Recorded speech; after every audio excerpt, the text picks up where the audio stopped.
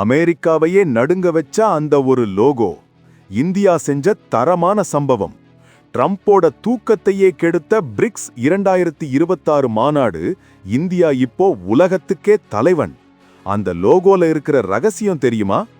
2026ல உலகமே உற்று பார்க்கிற பிரிக்ஸ் கூட்டமைப்புக்கு நம்ம இந்தியா தான் இப்போ தலைமை ஏத்திருக்கு.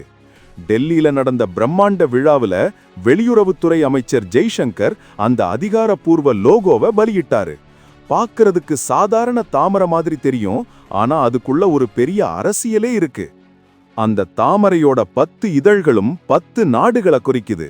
நடுவுல இருக்கிற கும்பிட்ட கரங்கள் மனிதநேயம்தான் முக்கியம்னு உலகத்துக்கு சொல்லுது. நம்மூர்ல ஒரு போட்டி வச்சு சுதீப் சுபாஷ் கான்விங்கிற இந்தியர் தான் இந்த லோகோவை செதுக்கி இருக்காரு. இது வெறும் டிசைன் இல்ல, இந்தியாவோட விஸ்வரூபம். இப்போ பிரிக்ஸ்ல ரஷ்யா, சீனா, ஈரான்னு 10 நாடுகள் ஒன்னா சேர்ந்தாச்சு. டாலரோட ஆதிக்கத்தை ஒழிக்க பிரிக்ஸ் கரன்சி கொண்டு வர்ற பிளான்ல இந்தியா இறங்கிடுச்சு. இதனால தான் ட்ரம்ப் வரி விதிப்பு மிரட்டல் விடுறாரு. ஆனா ஜெய்சங்கர் சொன்னது என்ன தெரியுமா? இனி மக்கள் தான் மையம், மனிதாபிமானம் தான் முக்கியம். உலக பொருளாதாரமே இனி இந்தியாவோட இந்த தலைமையில தான் சுழல போகுது. அமெரிக்காவோட டாலர் ஆதிக்கம் முடிவுக்கு வருமா? உங்க கருத்தை கமெண்ட்ல சொல்லுங்க.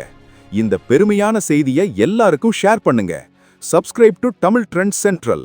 ஏன்னா இதுதான்